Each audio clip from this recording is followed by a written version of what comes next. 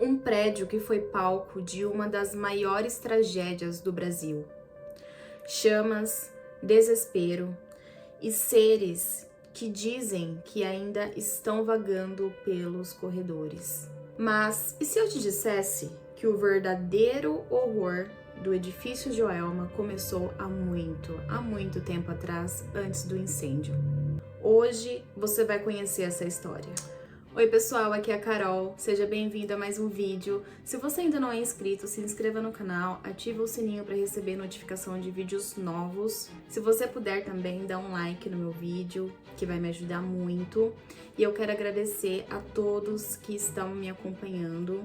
Desde que eu comecei a postar toda semana, regularmente, eu recebi muitos inscritos, então eu quero agradecer a todos por me dar essa força e também eu agradeço pelos comentários, que são comentários muito positivos. Então eu só agradeço a vocês, porque isso tá fazendo eu continuar. Então muito obrigada. Então, sem mais delongas, bora pro vídeo. Hoje eu irei contar para vocês uma história que aconteceu antes do edifício Joelma ser construído, ok? Uma história bizarra que aconteceu na mesma área onde o Joelma foi construído. Mas antes de começar essa história, eu acredito que tem algumas pessoas que não saibam da história do edifício Joelma, então eu vou recapitular aqui com vocês rapidinho sobre essa tragédia, né, que aconteceu em São Paulo. Então eu vou contar aqui para vocês entenderem o quão desastroso foi esse incêndio que aconteceu na capital de São Paulo, no edifício Joelma. Então, São Paulo estava ainda se recuperando do incêndio que ocorreu 2 anos antes, em 24 de fevereiro de 1972, no edifício Andraus. Era um edifício que ficava ali na mesma região ali de São Paulo, na capital. Esse incêndio, 16 pessoas e deixando 320 feridos, que até então era o maior incêndio da história do estado de São Paulo, até ser superado em 1º de fevereiro de 1974, quando ocorreu um incêndio no edifício Joelma, que foi, na época, o incêndio que causou o maior número de em um desastre desse tipo, em um edifício alto. Ele se tornou um caso histórico que levou mudanças nas normas de segurança contra incêndios e prédios. Vocês vão entender o porquê. O início da construção Joelma foi em 1968 e terminou em 1972. O edifício é uma obra do arquiteto Salvador Candia, que era muito conhecido na época em São Paulo, entre as décadas de 1950 e 1980. E Candia realizou várias séries de edifícios, de escritórios e apartamentos que são famosos. O edifício Joelma foi construído em concreto armado. Na cobertura havia telhas de amianto sobre uma estrutura de madeira. O prédio era composto por 2 torres de 25 andares, uma virada para a Avenida 9 de Julho e a outra para a Rua Santo Antônio, no centro de São Paulo. No prédio não havia escadas de emergência ou plano de evacuação. As ligações elétricas foram feitas de forma improvisada por pessoas que não eram certificadas. Os andares não tinham isolamento, as salas eram pequenas com carpete e repartidas por divisórias, móveis de madeira e cortinas de tecido. O prédio passou por toda a questão de alvarás, como da prefeitura, do corpo de bombeiro. O edifício Joelma não estava totalmente ocupado na época. Do 1º ao 7º andar eram os estacionamentos. 11º ao 25º andar haviam salas de escritórios que naquela época estavam sendo ocupadas pelo Banco Crefisul, que ainda estavam terminando de se transferir. No dia 1º de fevereiro de 1974, numa sexta-feira, era dia de entrevista de emprego no banco. Então haviam muitas pessoas ali em busca de emprego também. Tinha em torno de 700 a 750 pessoas dentro do prédio nesse dia. O fogo começou no 12º andar, onde era ocupado pelo Banco Crefisul. O que ocorreu foi o curto-circuito no sistema de refrigeração. E nesse dia, São Paulo estava ventando muito, então o vento e a falta de segurança do prédio fizeram as chamas alastrarem por volta das 8h45 da manhã. E então Joelma começou a pegar fogo por completo. E aí o caos começa. Mas, para piorar, as pessoas que estavam lá dentro tentaram ligar a mangueira para abaixar o fogo e o prédio não tinha brigada de incêndio. E os hidrantes daquele dia estavam sem água porque as 2 caixas d'água estavam com o registro geral fechado. Então, a água das caixas d'água não chegaram aos hidrantes. Então, havia uma única escada que tornou impossível das pessoas saírem dali por causa do tumulto. Muitos foram evacuados usando elevadores que estavam ainda em condições de uso e outras subiram nas varandas para respirar, e um grupo de mais de 170 pessoas fugiram para o telhado, outras para o prédio. E desses que nenhum sobreviveu. Outras 13 pessoas que tentaram escapar usando os elevadores por inalar fumaça, e seus corpos foram queimados pelo fogo. Eles nunca foram identificados e estão enterradas em covas anônimas no cemitério de Vila Alpina, em São Paulo. As equipes de bombeiro tentaram obter acesso usando a escada, mas não conseguiram ir além do 11º andar. Tava impossível, gente, tava impossível. Imagina o desespero dessas pessoas, não tinha para onde fugir. É muito triste mesmo. Eu tava pesquisando essa história, né? Eu já sabia da história, mas eu fui pesquisar mais a fundo.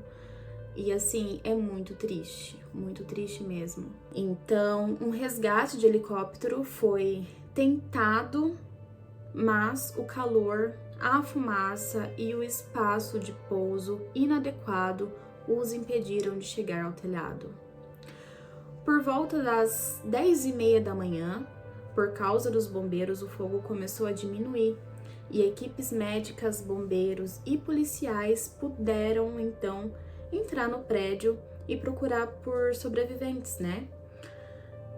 O incêndio terminou com 181 e 300 feridos. O edifício ainda existe, foi reconstruído e rebatizado com o nome de Praça da Bandeira. Hoje, o edifício abriga vários escritórios de diversas empresas e funcionários.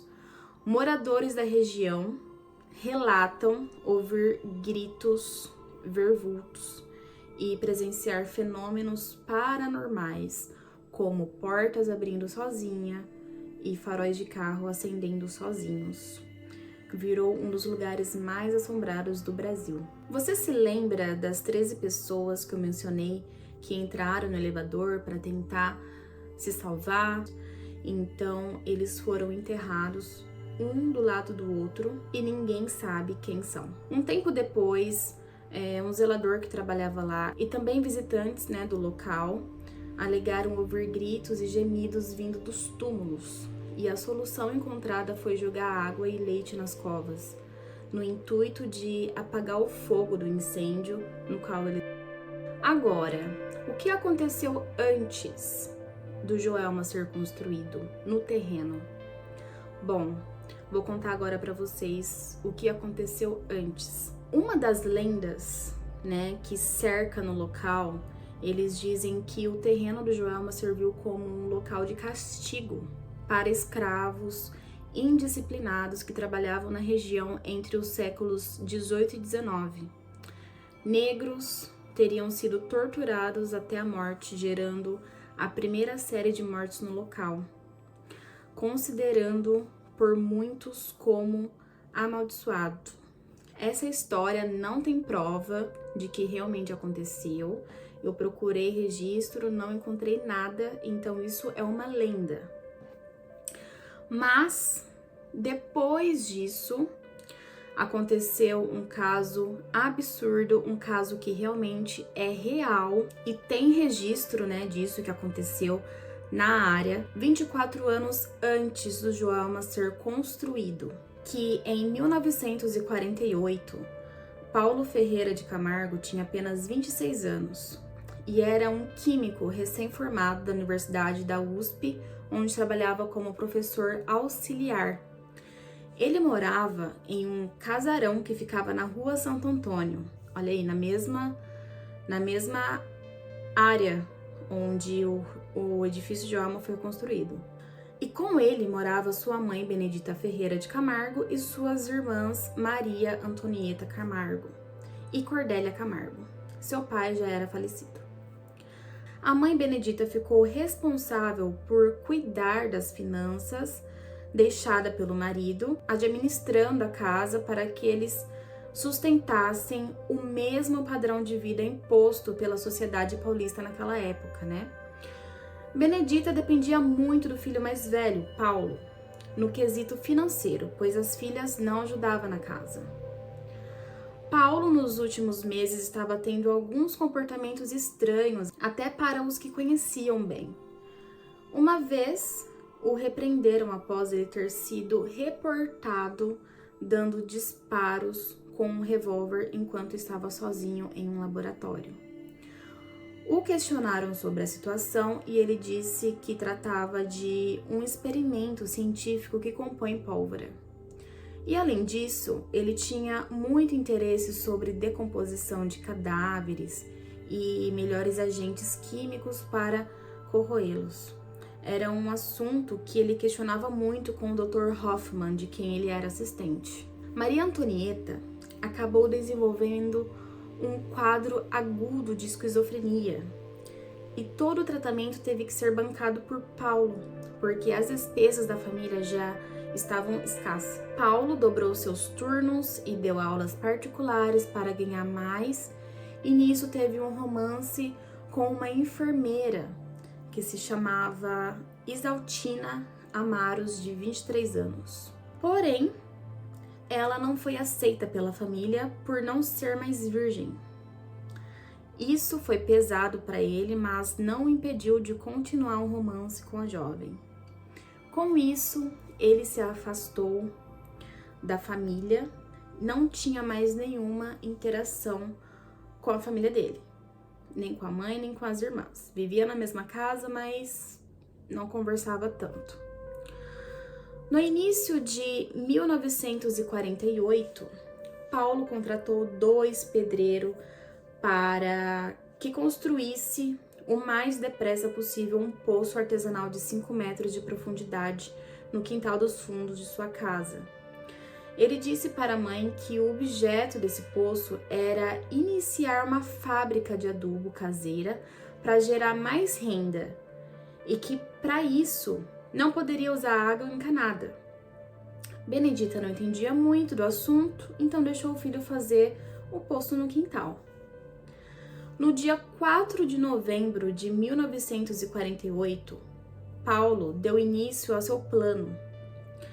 Ele colocou sonífero na comida da mãe Benedita e das suas irmãs Maria Antonieta e Cordélia, e esperou fazer efeito. Quando isso aconteceu, Paulo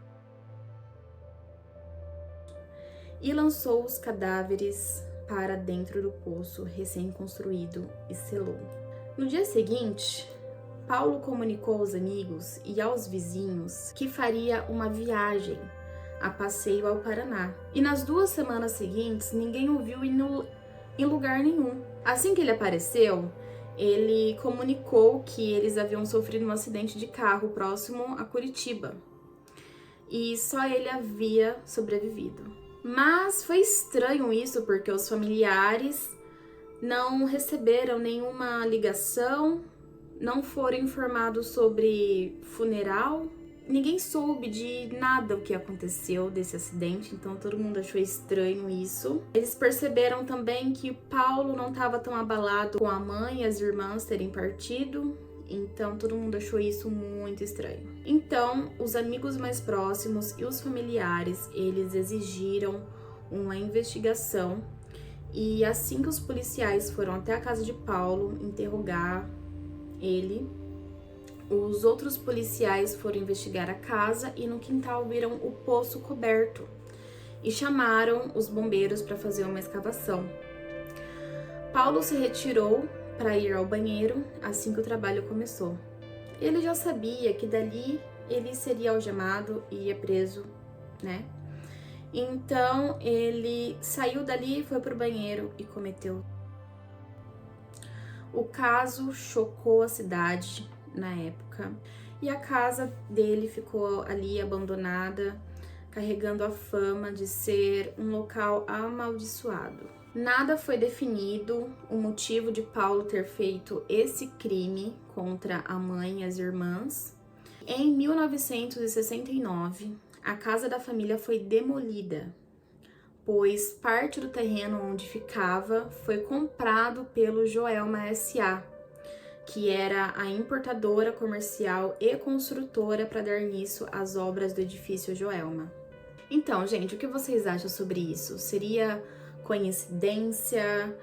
Ou será que realmente tem algo ali muito ruim que impede de algo prosperar? Deixa aí nos comentários para mim o que vocês acham sobre isso, sobre essa história. Talvez esse seja um lugar que ainda esteja com má energia, né?